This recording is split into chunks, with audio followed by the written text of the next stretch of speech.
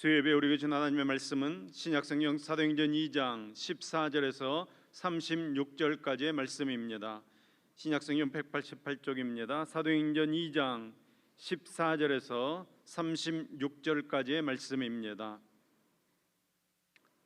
사도행전 2장 14절에서 36절까지 말씀을 저와 여러분이 한 절씩 교독하겠습니다. 여러분이 먼저 14절 말씀 읽겠습니다. 시작.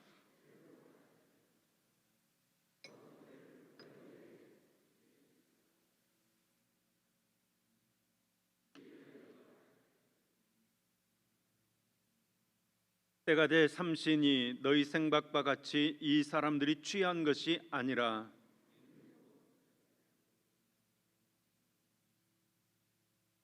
하나님이 말씀하시기를 말세에 내가 내 영을 모든 육체에 부어주리니 너희의 자녀들은 예언할 것이요 너희의 젊은이들은 환상을 보고 너희의 늙은이들은 꿈을 꾸리라.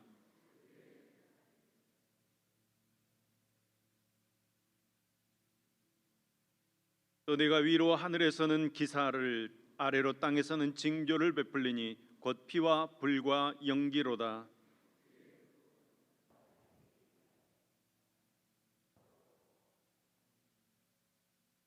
누구든지 주의 이름을 부르는 자는 구원을 받으리라 하였느니라.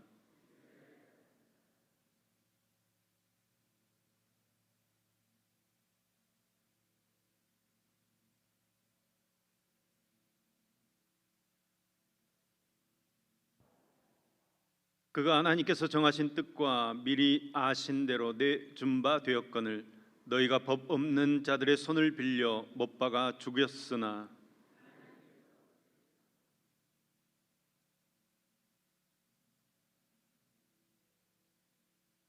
다윗이 그를 가르쳐 이르되 내가 항상 내 앞에 계신 주를 배웠으며 나로 요동하지 않게 하기 위하여 그가 내 우편에 계시도다.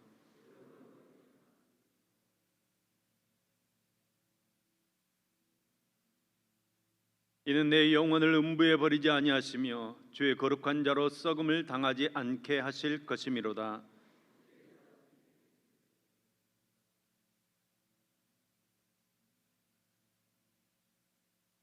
형제들아 내가 조상 다윗에 대하여 담대히 말할 수 있노니 다윗이 죽어 장사되어 그 묘가 오늘까지 우리 중에 있도다.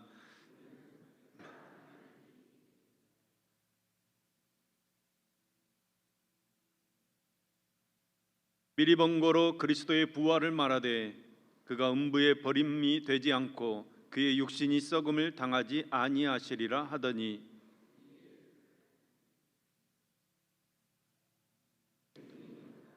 하나님이 오른손으로 예수를 높이심에 그가 약속하신 성령을 아버지께 받아서 너희가 보고 듣는 이것을 부어 주셨느니라.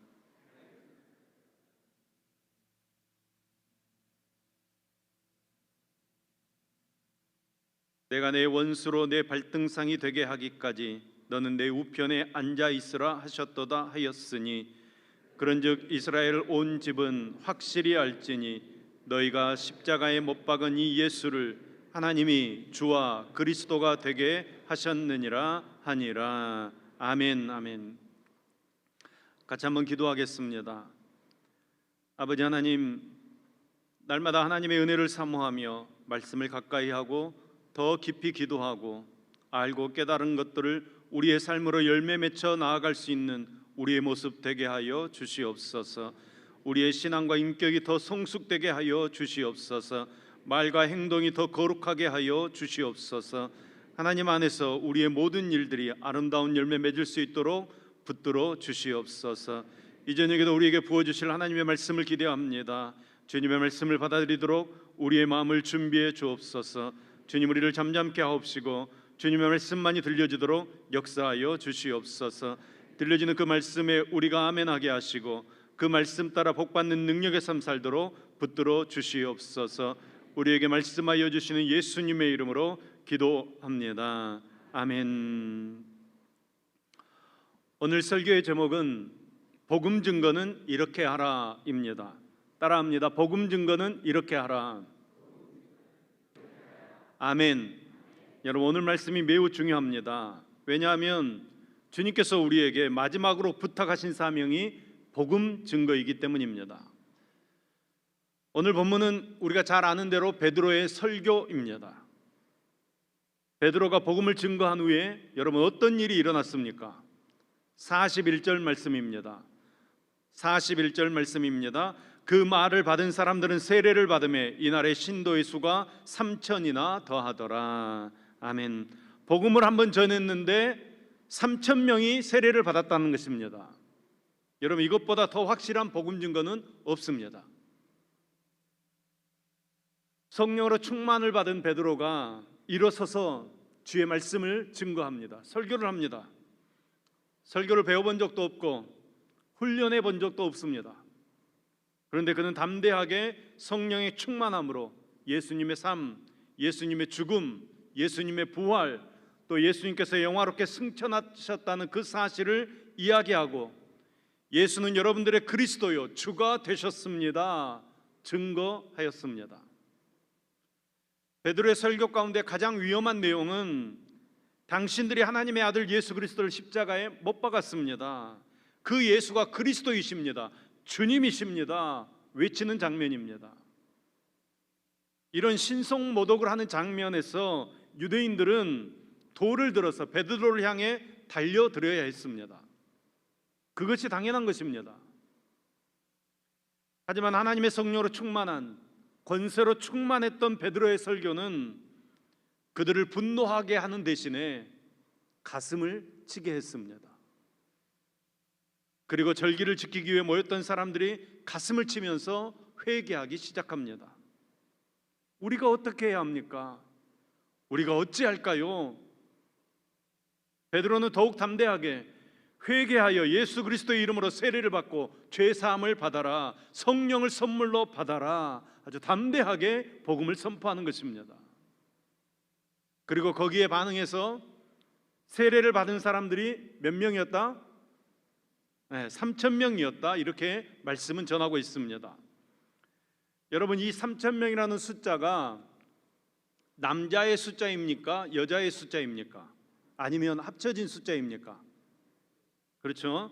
남자만 숫자를 세는 것이 그들의 문화였으니까 남자만 3,000명이라는 말입니다. 그러면 여자는 있었을까요? 없었을까요? 그러면 아이들은 있었을까요? 없었을까요?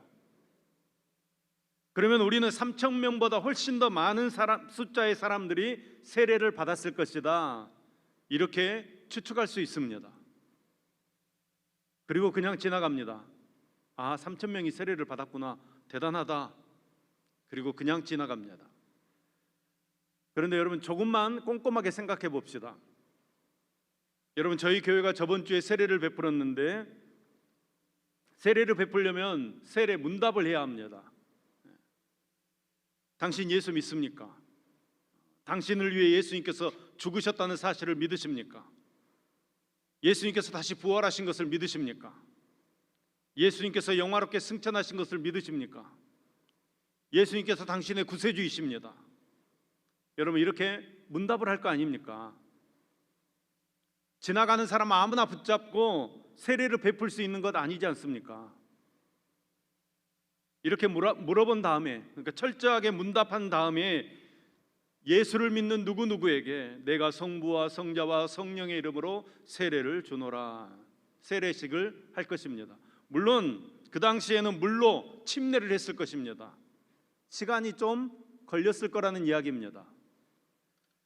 문답하고 세례를 베풀고 한 1분 정도 걸렸다고 우리가 가정을 해보십시다. 몇 명이 세례 받았다고요? 3,000명. 그러면 몇 분이 걸린 겁니까? 계산이 안 되십니까? 몇 분이 걸린 겁니까? 3,000분. 그럼 3,000분이면 1시간은 60분, 하루는 24시간. 24시간이 몇 분입니까? 예, 그분입니다. 예. 1440분. 예. 그러면 한 사람이 세례를 줬다고 하면 3,000명을 세례를 베풀려고 하면 꼬박 이틀을 세례를 베풀어야 되는 숫자입니다. 만만한 것 아닙니다. 베드로 혼자서 세례를 베푼 것이 아니라 12사도가 함께 세례를 베풀었다 이렇게 생각하더라도 12명이 3,000명에게 세례를 베풀려면 몇 명씩, 한 사람이 몇 명씩 세례를 베풀어야 합니까? 예, 죄송합니다. 네. 250명씩 세례를 베풀어야 합니다. 250명씩. 그러니까 남자뿐만 아니라 여자도 있었다, 어린아이도 있었다 가정을 하면 500명이다. 이러면 여러분 세례식이 어쩌면 하루 종일 또는 며칠간 진행되는 예식이 되었을 것입니다. 여러분 그 영광스러운 모습을 상상해 보십시오. 교회는 그렇게 영광스럽게 이 땅에 세워진 것입니다. 여러분 교회의 시작은 초라하지 않았습니다. 교회의 시작은 승리로 충만했습니다. 여러분 예수님께서 승천하시고 이후에 성령님께서 우리 가운데 오시고 처음으로 우리에게 선물을 주셨습니다.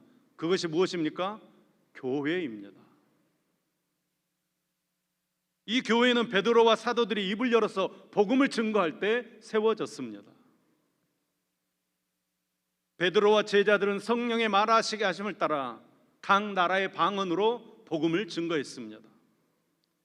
당시 예루살렘에는 명절을 지키기 위해 각 나라에서 살던 유대인들이 예루살렘으로 다 모였는데 그들이 각각 난 곳, 그들이 살던 곳이 다르기 때문에 다른 말을 사용했습니다. 그런데 성령을 받은 제자들이 방언으로 각 나라의 말을 했다고 성경은 이야기하고 있습니다. 제자들이 성령을 통해서 방언의 능력을 받고 그리스도의 증인의 역할을 감당했다는 것입니다. 성령 받고 똑똑해졌습니다. 사도행전 4장 13절 말씀을 보면 베드로와 요한이 예수를 담대히 말하는 것을 듣던 사람들이 이상하다고 여겼습니다. 왜냐하면 저 사람들은 어부들이었는데 별면치 않은 사람들이었는데 어떻게 저렇게 똑똑하냐, 어떻게 저렇게 그리스도를 전하는데 쏙쏙 이해가 되도록 전하냐. 그리스도를 전하는데 너무 잘 전한다는 것입니다. 여러분 어떻게 그렇게 되었다는 거예요? 성령 받으니까 그렇게 되었다는 것입니다. 성령 받은 베드로와 제자들이 능력 있게 그리스도를 전하는 것입니다. 병도 고치고 귀신도 쫓아냅니다. 그러면서 뭐라고 고백합니까? 32절 말씀입니다. 32절 말씀입니다. 이 예수를 하나님이 살리신지라 우리가 다 이 일의 증인이로다. 저와 여러분도 그리스도의 명령대로 베드로와 제자들과 같이 그리스도의 증인으로 이 땅의 삶을 살아야 할 줄로 믿습니다. 하지만 그리스도의 증인 된다는 것을 우리가 자칫하면 베드로와 같이 특별한 영적 체험과 능력을 경험해야만 할 수 있는 것이라고 생각하기 쉽습니다. 우리가 다 이 일의 증인이라 이렇게 했을 때 베드로와 바울 같은 그 신앙의 경지에 있는 이들이 증인되는 것이지, 나처럼 이렇게 평범한 사람은 증인될 수 없다, 내가 증인되어도 듣는 사람도 없을 것이다, 이렇게 자신을 폄하하는 사람들이 있습니다. 하지만 여러분 그리스도를 증거했던 증인들은 모두 다 베드로나 아니면 성경에 등장하는 신앙의 위인들과 같이 대단한 인물들이 아니었습니다. 여러분 잘 생각해 보십시오. 여러분들에게 그리스도의 증인 역할을 해주었던 그 사람들을 생각해 보십시오. 여러분들은 누구에게 복음을 들었습니까? 불의 사자에게 들으셨습니까? 아니면 대단한 신앙의 사람에게 들으셨습니까? 베드로나 바울과 같은 그런 사람들 일하기보다는 평범한 주부나 동료나 친구들, 아니면 아버지, 아니면 내 가족, 그런 사람들에게 복음을 들었을 것입니다. 그리스도의 증인된다는 것, 영혼을 구원하는 특별한 일이긴 하지만 그 일은 지극히 평범한 증인들을 통해서 이루어지는 역사라는 것입니다. 평범한 삶을 살아가는 저와 여러분이 바로 증인이라는 것입니다. 주님께서 우리에게 복음을 증거하는 사명을 맡겨 주신 것입니다. 우리는 무엇을 증거해야 됩니까? 여러분 우리는 무엇을 증거해야 됩니까? 예수 그리스도를 증거해야 됩니다. 예수님의 그 죽음과 부활을 증거하는 것입니다. 예수님의 십자가와 부활은 생명이 죽음을 이긴 승리의 사건입니다. 여러분, 사도들의 복음은 언제나 예수님의 십자가와 부활이었습니다. 십자가와 부활 사건은 바로 우리의 구원 사건입니다. 우리는 세상적인 복이 전부인 줄로 아는 사람들에게 왜 부활의 소망을 가지고 이 땅의 삶을 살아야 하는지 전해 주어야 합니다. 예수님께서 만왕의 왕으로 재림하시는 그 종말의 날, 예수님 안에서 잠자는 자들이 모두 부활하여서 하나님의 나라에서 영생을 누리며 살 그 소망이 크면 클수록 우리는 세상 것에 집착하지 않습니다. 고린도전서 15장 3절 4절 말씀입니다. 내가 받은 것을 먼저 너희에게 전하였노니 이는 성경대로 그리스도께서 우리 죄를 위하여 죽으시고 장사 지낸 바 되셨다가 성경대로 사흘 만에 다시 살아나사. 하루하루 일을 해서 먹고 사는 사람에게도 희망이 있기 때문에 힘든 일도 다 견뎌내는 것입니다. 그런 희망이 없다면, 기대와 소망이 없다면 생을 포기하고 말 것입니다. 여러분, 사람들이 왜 자살하는 것입니까? 미래가 보이지 않기 때문입니다. 희망이 보이지 않기 때문입니다. 그래서 삶을 포기합니다. 어떤 철학자는 절망을 죽음에 이르는 병이라고 했습니다. 전혀 소망 없는 상태에 나타난 심리적인 불안이 절망이라는 것입니다. 그런데 여러분, 우리는 절망할 수 없습니다. 여러분, 우리는 결코 절망해서는 안 됩니다. 왜 그렇습니까? 예수 그리스도께서 우리와 함께 하시기 때문입니다. 성도에게 미래에 대한 분명한 희망이 있습니다. 죽음과 사망의 권세를 다 멸하시고 부활하시고 승천하신 예수님께서 심판주로 세상에 다시 오실 것을 약속해 주셨습니다. 그때 예수님께 소망을 두고 살고 있던 하나님의 백성들을 다 구원하시고 저 영원한 천국으로 인도하실 줄로 믿습니다. 우리에게는 희망이 있는 것입니다. 복음은 예수님께서 우리를 구원하시려고 십자가에서 죄값을 다 치르시고 죽으셨다가 다시 살아나셨음을 선포하는 것입니다. 복음은 이미 구약 성경에 예언되어 있는 것입니다. 그 예언은 결국 예수님을 통해 하나님의 구원에 대한 예언이었습니다. 그 예언이 예수님을 통해 이루어진 것입니다. 그런 복음을 위해서 많은 선지자들이 동원되었고 사도들이 동원되었습니다. 오늘날 우리들까지 그 복음을 위해서 동원되는 것입니다. 여러분, 이것을 명심하셔야 합니다. 이것을 놓치면 안 됩니다. 우리가 무엇을 위해 혹은 누구를 위해 동원되는지 이걸 놓치면 안 됩니다. 우리 교회가 누구를 위해 존재하고 누구를 위해 동원되어져야 합니까? 마치 교회가 우리 가정과 자녀와 생업을 위해서 존재하고 있는 것 같은 착각을 하시면 안 됩니다. 여러분, 우리는 예수님을 위해 존재하는 것입니다. 부활의 증인 되어져야 합니다. 전도와 선교에 우리의 모든 힘을 모아야 하는 것입니다. 왜 그렇습니까? 여러분, 그것이 하나님의 명령입니다. 예수님의 명령입니다. 교회와 성도의 사명이라는 것입니다. 우리가 그리스도의 증인 된다는 것은 예수님을 다른 사람에게 증거하는 것입니다. 예수님을 다른 사람에게 증거하려면 첫 번째 조건이 있습니다. 예수님을 알아야 합니다. 여러분, 예수님을 구주로 믿으시죠? 아멘. 예수님이 나의 주님이라고 확실하게 믿으시죠? 여러분, 그 믿음이 있어야 합니다. 여러분, 우리는 다른 것을 증거하는 것이 아닙니다. 예수님이 나의 주님이시다. 여러분, 우리에게 큰 능력 없어도 상관없습니다. 우리에게 큰 지식 없어도 상관없습니다. 우리에게 돈 없어도 상관없습니다. 우리는 예수가 그리스도인 것을 증거하는 것입니다. 성령님께서 그들에게 방언의 은사를 주셨습니다. 14절 말씀을 보면 베드로는 각 나라 언어를 사용하고 있는 사람들에게 이야기합니다. 유대인들과 예루살렘에 사는 모든 사람들아, 이 일을 너희로 알게 할 것이니 내 말에 귀를 기울여라. 내 말에 귀를 기울여라.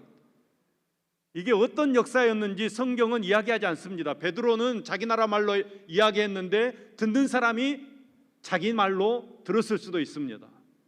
베드로가 외국말을 했을 수도 있습니다. 그런데 여러분, 듣는 사람이 복음을 들었다는 것입니다. 이것이 중요한 것입니다. 여러분, 하나님의 역사는 거기에 있는 것입니다. 아, 저 사람이 내 말을 들어줄까?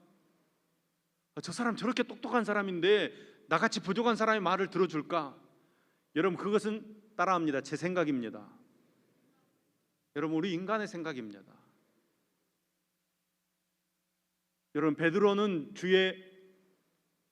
주님을 증거했습니다. 예수 그리스도를 증거했습니다. 듣는 사람이 그것을 자기 나라 말로 들었다는 것입니다. 여러분, 그런 역사가 우리의 삶 가운데 일어날 줄로 믿습니다. 우리가 비록 연약하고 부족하지만, 우리는 능력 없지만, 우리가 주의 복음을 증거할 때 성령님께서 역사하셔서 그 사람이 주의 복음을 듣고 아멘 하는 역사가 있을 줄로 믿습니다. 저는 가끔 가다가 베드로나 바울과 같은 그런 능력 행하는 사람들이 부러울 때가 있습니다. 1월 달에도 기도원 갔는데 제가 아무 말도 안 했는데 제 상황을 다 알고 계시더라고요. 깜짝 놀랐습니다. 와, 나도 저런 은사 받았으면 좋겠다. 목사는 그런 생각이 들 때가 자주 있습니다. 오늘 또 우리 성도 한번 수술하셨는데, 야, 내가 손만 얹으면 낫는 바울과 같은 은사가 있었으면 좋겠다, 그런 생각이 들 때가 있습니다. 그런데 여러분, 저는 하나님께 감사합니다. 예수님을 저에게 주셨습니다. 흔들리지 않는 믿음을 저에게 주셨습니다. 여러분, 우리는 그 예수님을 증거하는 것입니다. 방언 못하면 어떻습니까? 신유의 은사가 없으면 어떻습니까? 어눌하지만, 부족하지만 예수님이 주님이시다, 예수님이 그리스도다, 이것을 증거하는 것입니다. 여러분, 한흥숙 선교사님 오셔가지고 설교하셨잖아요.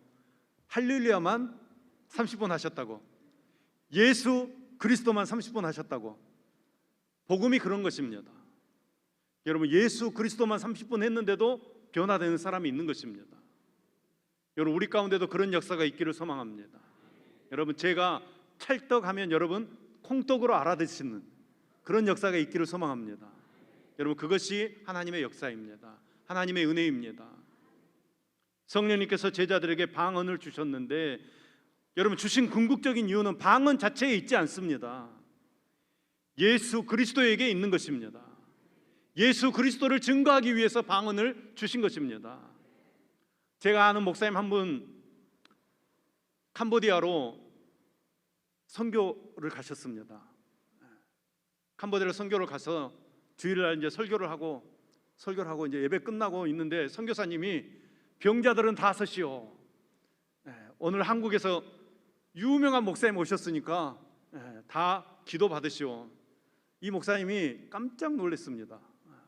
자기는 이렇게 한 번도 안수기도 해본 적이 없습니다. 합동측 목사님, 아주 거룩한 목사님이셨거든요. 한 번도 안수기도 해본 적이 없습니다. 근데 병자들을 위해서 안수기도를 해달라는 겁니다. 선교사님이 못한다고 얘기도 못하고 할 수 없이 끌려 안수기도를 했습니다. 안수기도를 했는데 진짜로 병자가 나았습니다. 아멘. 여러 명이 나왔습니다. 이 목사님이 불이 붙어가지고 교회에 돌아와가지고 금요일 저녁에 병자들은 다 모여라, 그래가지고 안수기도를 하셨어요. 병자들, 자기 교인들 데리고 안수기도를 하셨어요. 병이 나았게요, 안 나았게요? 안 나았어요. 목사님 엄청 실망하셨어요. 엄청. 그리고 목사님이 주일날 설교하실 때 깨달은 사실을 얘기하셔요. 복음이 필요한 것, 죽어가는 영혼들을 살리기 위해서 하나님께서 자기를 사용하셔서 큰 역사를 이루어 주셨는데, 우리 교인들은 이미 복음 듣고 다 믿음의 사람으로 서 있는데 내가 아무리 해봐야 안 된다. 여러분, 이게 무슨 말인지 잘 이해하셔야 됩니다. 하나님께서 우리에게 필요하시면 은사도 주실 것입니다. 그런데 그 은사를 왜 주십니까? 예수님을 증거하기 위해서 은사를 주시는 것입니다. 여러분, 방언 받으셨으면 여러분 그 은사 무엇을 위해 사용하셔야 되냐면 예수님을 증거하는 데 사용하는 것입니다. 여러분, 자기 자랑하는 데 사용하시면 안 됩니다.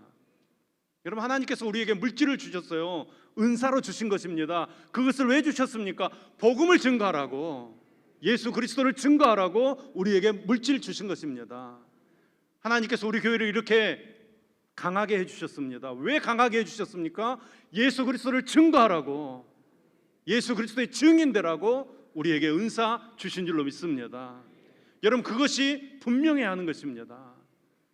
베드로와 사도들이 성령을 충만하게 받았습니다. 우와, 성령 뜨거워졌습니다. 가슴이 뜨거워지고. 그래서 어떻게 했습니까? 예수님을 증거하는 것입니다. 성령이 뜨거워졌으니까 예수님을 증거하는 것입니다. 여러분, 우리 교회도 이런 역사 있기를 소망합니다. 이런 역사 있기를 소망합니다. 여러분, 우리가 복음을 증거해야 합니다.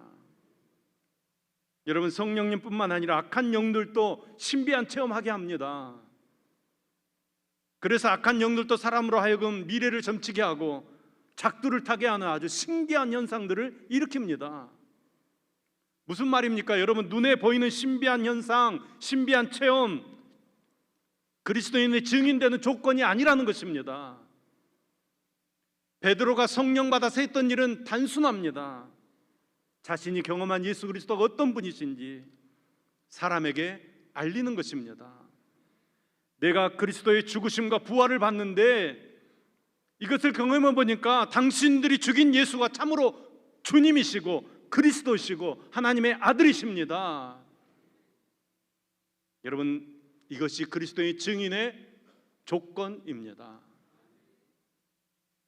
우리가 증인되기 위해서 성령의 권능이 꼭 필요한 것은 예수 그리스도께서 그리스도이시고 하나님의 아들이시다는 것을 믿는 믿음을 갖기 위해서 성령님이 필요한 것입니다. 여러분, 성령님 아니면 우리는 그 믿음을 가질 수 없습니다. 우리는 다 성령 받은 줄로 믿습니다. 여러분, 우리는 다 예수님을 주님으로 고백하는 믿음의 사람인 줄로 믿습니다. 그렇다면 여러분, 우리는 그 주님을 증거하는 것입니다. 여러분, 다른 것 잘 못하셔도 괜찮습니다. 단순하게 예수가 주님이시다, 예수가 그리스도다, 예수가 우리의 왕이시다.